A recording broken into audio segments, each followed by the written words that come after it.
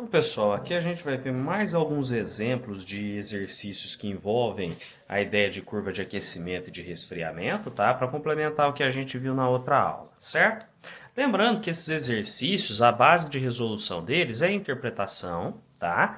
E a gente vai ter que ter em mente a diferença de calor sensível, né, que está relacionado com mudança de temperatura, e a gente usa para trabalhar com ele a equação fundamental da calorimetria, e de calor latente, que está relacionado com mudança de estado físico, e que para a gente realizar os cálculos a gente usa essa fórmula, né, do Q igual a m vezes L, tá?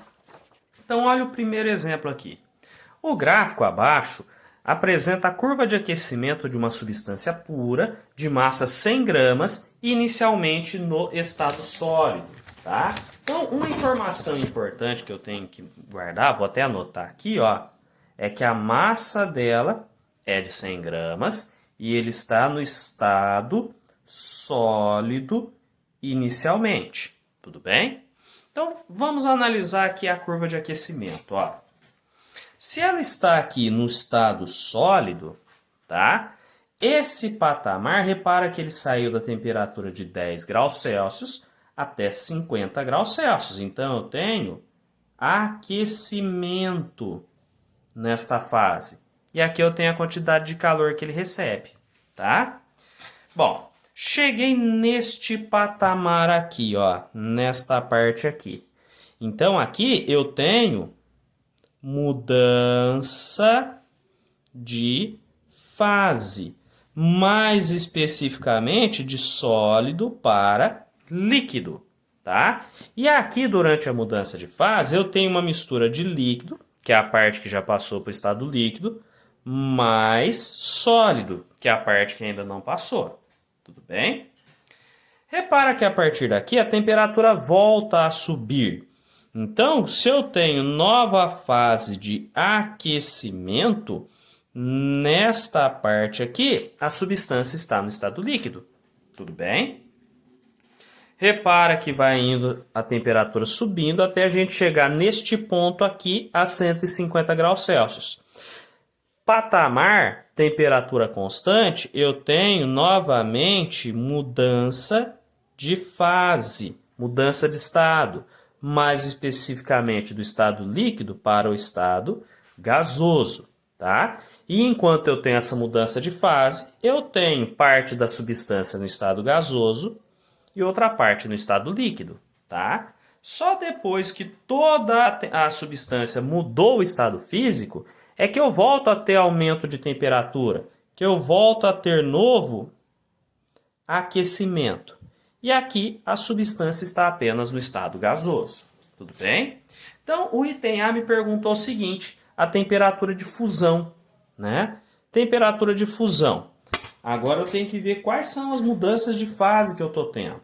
Se eu tenho aqui mudança de fase de sólido para líquido, eu tenho fusão. E de líquido para gasoso eu tenho vaporização, mais especificamente na forma de ebulição. Lembra que a vaporização pode ocorrer de 3 formas diferentes, não é? Então, temperatura de fusão, pelo gráfico, né, eu tenho que justificar de onde veio, notamos que θF, temperatura de fusão, que é a temperatura que ele muda o estado físico, é 50 graus Celsius, tá bom? Bom, aqui para o item B, repara que eu estou reciclando a folha do outro exemplo, que eu já fiz as observações, né? Ele quer que você determine a temperatura de ebulição. Então, eu vou procurar aqui na curva de aquecimento onde ocorre a ebulição, tá? Então, ó, a ebulição ocorre a 150 graus. Então, da análise do gráfico, nota-se que θF, temperatura de fusão, é igual a 150 graus Celsius. Tudo bem? Só olhar o gráfico sem fazer conta nenhuma. Então agora, pessoal, ele quer saber o seguinte, o calor latente de fusão. Então, dados L de fusão. o que a gente sabe, né? Para eu trabalhar com o calor latente, a gente tem que se lembrar que Q é igual a M vezes L, correto? Dos dados, a gente sabe que a massa são 100 gramas. O L de fusão, que eu já vou pôr um Fzinho aqui, é o que eu quero. Eu tenho que encontrar essa quantidade de calor, então. De onde eu vou tirar ela? Do gráfico, tá? Repara aqui do gráfico que a fusão, tá? Essa parte aqui que eu pintei de verdinho no gráfico, ocorreu daqui até aqui.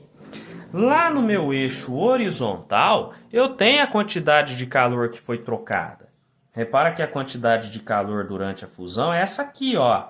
Ele começou a entrar em fusão quando já tinha recebido 3 quilocalorias e a substância terminou a fusão após ter recebido 9 quilocalorias. Então, antes de eu jogar aqui na fórmula do calor latente, né, eu tenho que ver o seguinte, que a quantidade de calor recebida durante a fusão é o quê? Como foi aqui entre 3 e 9 quilocalorias, né? 9 menos 3, 6 quilocalorias. E lembra que para a gente poder trabalhar com quantidade de calor, a gente não trabalha com quilocalorias, a gente trabalha com caloria.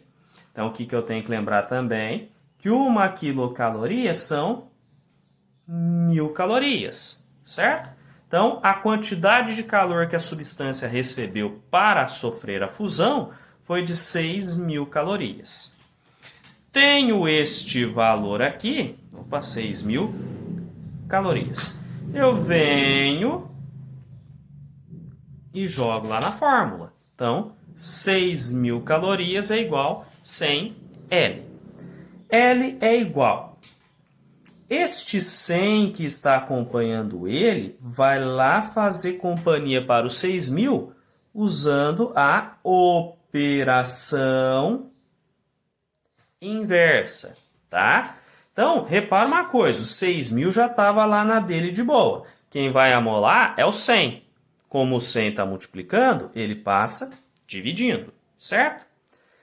0 de cima com 0 de baixo eu corto. 0 de baixo com 0 de cima eu corto. Então, o calor latente de fusão desta substância vai ser 60 dividido por 1,60, unidade de medida, calorias por gramas. Tudo bem? Bom, seguindo a mesma ideia do item anterior, aqui a gente quer encontrar o calor latente de vaporização, tá? Novamente, eu vou ter que usar isso aqui, que é igual a M vezes L. Massa continua sendo 100 gramas, eu vou ter que encontrar o calor latente de vaporização, mas primeiro eu tenho que ver o seguinte, quanto foi a quantidade de calor recebida durante a vaporização. Então eu tenho o gráfico aqui, eu tenho esse que eu já tinha rabiscado tudo, né? E a gente viu que a vaporização ocorre aqui, ó, neste segundo patamar. Este segundo patamar começa, se eu for olhar lá no eixo horizontal da quantidade de calor, quando o objeto tinha recebido 15 quilocalorias. E termina quando ele tinha recebido 24 quilocalorias. Então, daqui até aqui, de 15 até 24, eu tenho quantas quilocalorias a substância recebeu para poder vaporizar. Então, ó, a quantidade de calor vai ser 24 menos 15. Então, 24 menos 15 dá 9 quilocalorias, certo? Mas eu não posso trabalhar com quilocalorias. Então, 9.000 calorias, certo? Este 9.000 aqui, eu vou poder substituir na fórmula, certo? Lembra que como eu quero o calor latente, este 100 vai ter que acompanhar o 9.000 fazendo a operação inversa dele. Então, calor latente de vaporização fica 9.000 dividido por 100. Dá para cortar zero, ó. Esse zero em cima cortou com esse zero de baixo. Esse outro zero de cima cortou com esse outro zero de baixo. Então, o calor latente de vaporização dessa substância vai ficar 90 dividido por 1, 90 calorias por grama. Tudo bem? Bom, lá na letra E, ele quer o calor específico no estado sólido. Calor específico é o Czinho, tá? E no estado sólido, vamos voltar lá na minha curva de aquecimento que eu tinha anotado tudo, eu tenho esta parte aqui, ó, que o gráfico está subindo, tá? Então, no estado sólido, galera, o que eu tenho? Que ele esteve da temperatura de 10 até 50 graus Celsius. Então, eu tenho uma temperatura inicial de 10 graus Celsius e uma temperatura final de 50 graus Celsius, certo? E ele recebeu de 0 até 3 uma quantidade de calor de 3 quilocalorias, que é a mesma coisa que 3.000 calorias. E como eu quero o Czinho, né, a gente usa a equação fundamental da calorimetria, né? Quantidade de calor a gente tem, que é 3.000. Massa continua sendo 100 gramas. Czinho é o que eu quero, eu preciso do Δθ. Para eu fazer o cálculo do Δθ, né? Cálculo de Δθ, eu lembro que o Δθ é a temperatura final menos a inicial. Olha o que a gente tem olhando o gráfico. Temperatura final é 50, temperatura inicial é 10, 50 menos 10, 40 graus Celsius. Então, eu tenho 40 graus Celsius para jogar aqui. Tudo bem? Eu vou ter que fazer agora este cálculo aqui, ó. 100 vezes 40. E o 3.000 continua ali na dele de boa. 100 vezes 40 é 4.000 vezes o Czinho. Cuidado aqui, ó, que tem gente que faz muita confusão. É este 4.000 que vai ter que ir para o lado do 3.000 para acompanhar ele, tá? Então, é o 4.000 que está multiplicando que vai passar dividindo. Então, vai ficar 3.000 dividido por 4.000. Se eu for cortar zero, ó, zero de cima com zero de baixo cortou. Outro zero de cima com outro zero de baixo cortou. Estou fazendo tudo colorido para a gente ver quem está cortando quem. Esse zero com esse zero cortou. Então, o Czinho, que é o calor específico, ficou 3 dividido por 4. Ah, mas eu vou dividir um número pequeno por um número maior? Não tem problema nenhum. Tem gente que ia querer fazer 4.000 dividido por 3.000, mas vai estar errado. Na dúvida, pega um cantinho lá de onde você está resolvendo e faz 3 dividido por 4.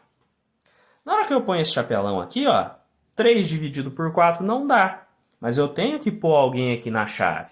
Esse alguém é zero. Quero continuar a conta. O que eu faço? Ponho vírgula na chave, acrescento um zero. Este zero me deu mais um espacinho para eu preencher. Então, vai ficar 30 dividido por 4, 7. Por quê? 4 vezes 7 é 28. 28 para chegar no 30 falta 2. Eu quero continuar. Então, eu acrescento um zero e um espacinho lá na chave para eu resolver. Então, fica 20 dividido por 4 é 5. 5 vezes 4 é 20. Para chegar no 20 não falta nada. Então, o Czinho, que é o calor específico dessa substância no estado sólido, é 0,75 calorias por grama vezes grau Celsius, que é aquela unidade de medida feia do calor específico. Certinho, galera? Bom, ainda nessa questão, agora no estado líquido, ele quer o calor específico, tá? Então, lá no estado líquido, vamos olhar novamente aqui naquela curva que eu tinha feito as observaçõezinhas. Eu tenho esta parte aqui.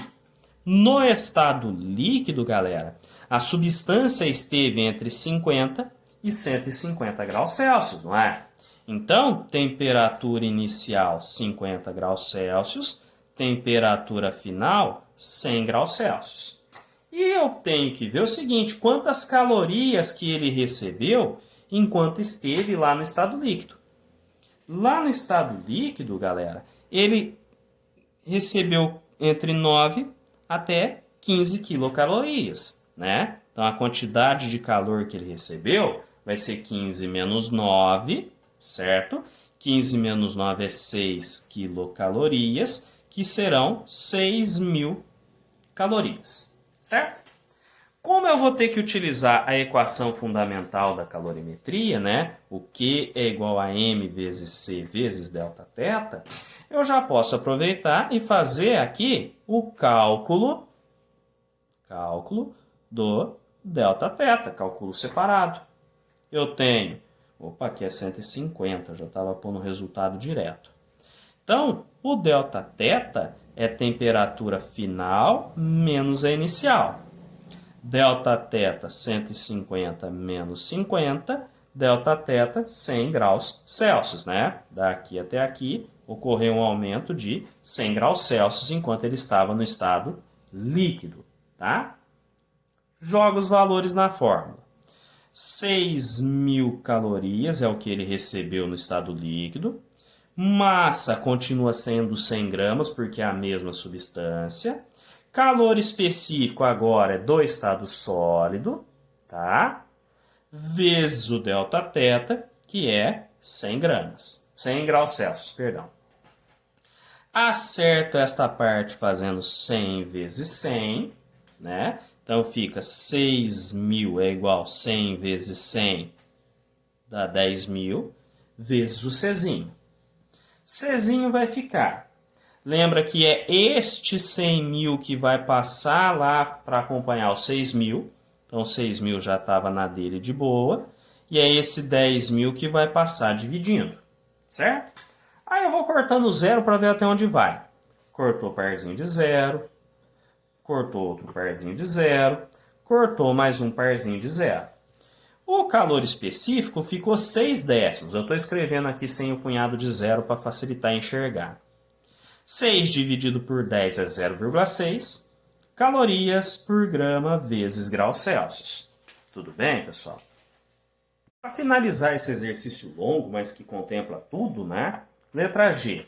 O calor específico agora no estado de vapor. Vamos olhar de novo aquele que eu já tinha rabiscado? Então,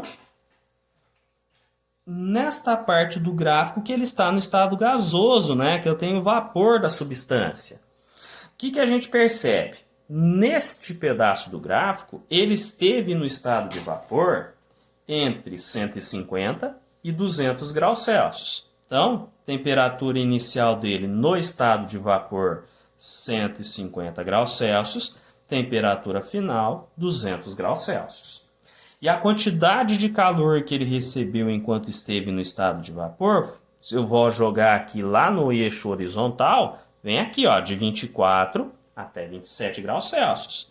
Então, se eu pegar os 27 menos os 24, a quantidade de calor que ele recebeu lá no estado gasoso foi de 3 quilocalorias, mas eu tenho que jogar na forma de caloria para poder fazer os cálculos, correto?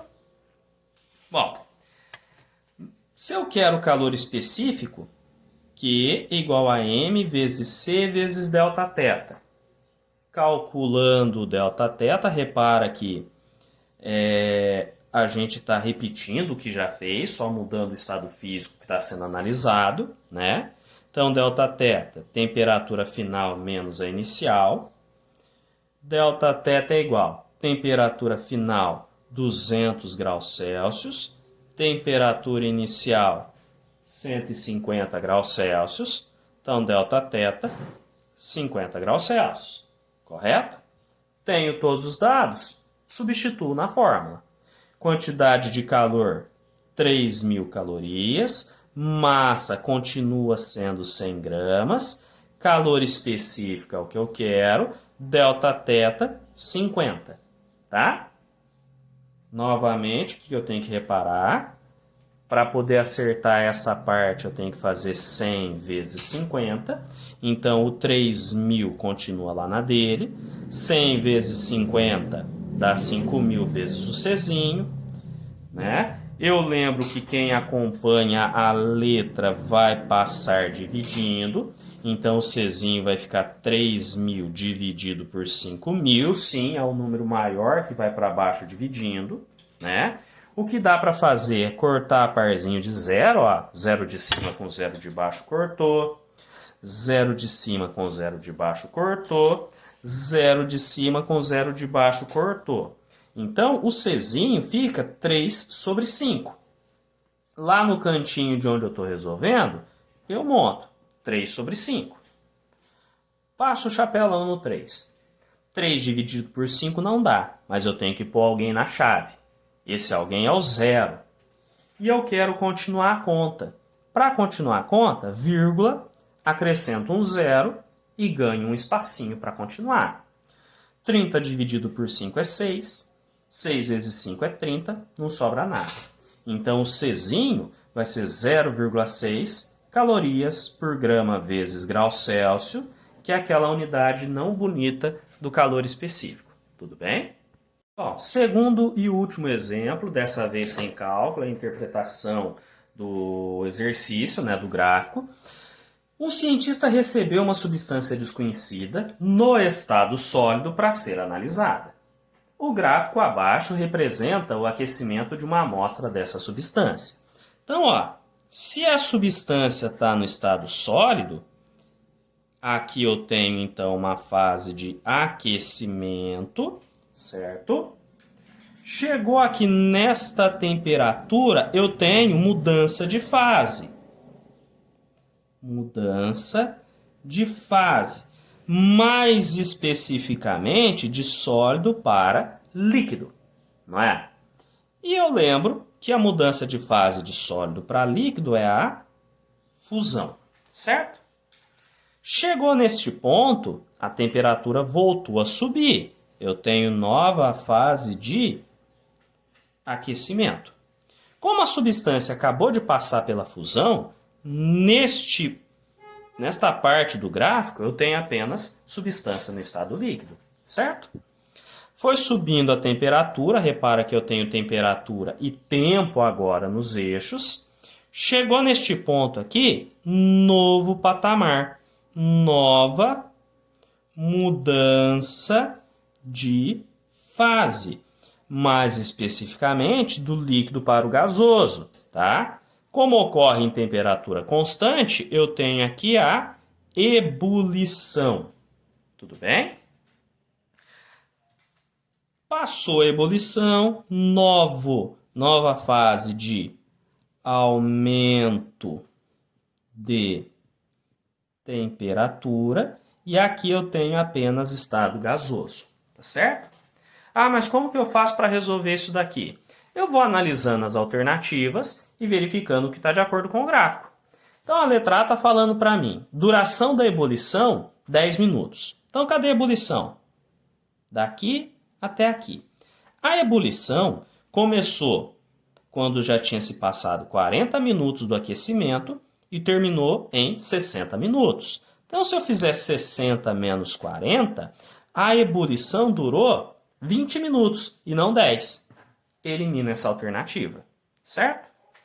No item B, duração da fusão de 40 minutos. Então, vamos achar a fusão? Então, a fusão começou depois de 10 minutos de aquecimento e foi até 30 minutos de aquecimento. Então, 30 menos 10, a fusão também durou 20 minutos. Elimina essa alternativa, tá? Letra C, ponto, temperatura de fusão de 40 graus Celsius. Lembra que durante a mudança de estado físico para uma substância simples, a temperatura permanece constante. Então, vamos achar a temperatura de fusão. A fusão ocorre aqui. Se eu olhar lá no eixo do gráfico, ela ocorre realmente nos 40. Então, essa alternativa aqui é verdadeira. Lá na letra D, ponto de fusão de 70 graus Celsius. Se eu acabei de olhar que o 40 graus Celsius é a fusão, não tem como ser no 70. Ah, mas o que ocorre nos 70 graus que eu tenho este patamar aqui também? Ocorre a ebulição, tá? E não a fusão. Então, a alternativa D eu já elimino. E na letra E, ele está me falando que o ponto de ebulição é 50 graus Celsius. Poxa, mas na hora que eu olhei a alternativa D, eu já vi que a ebulição ocorre a 70. Então, eu eliminei a alternativa E e a resposta certa é a alternativa C. Tudo bem, pessoal? Então, por enquanto é isso. Bons estudos a todos.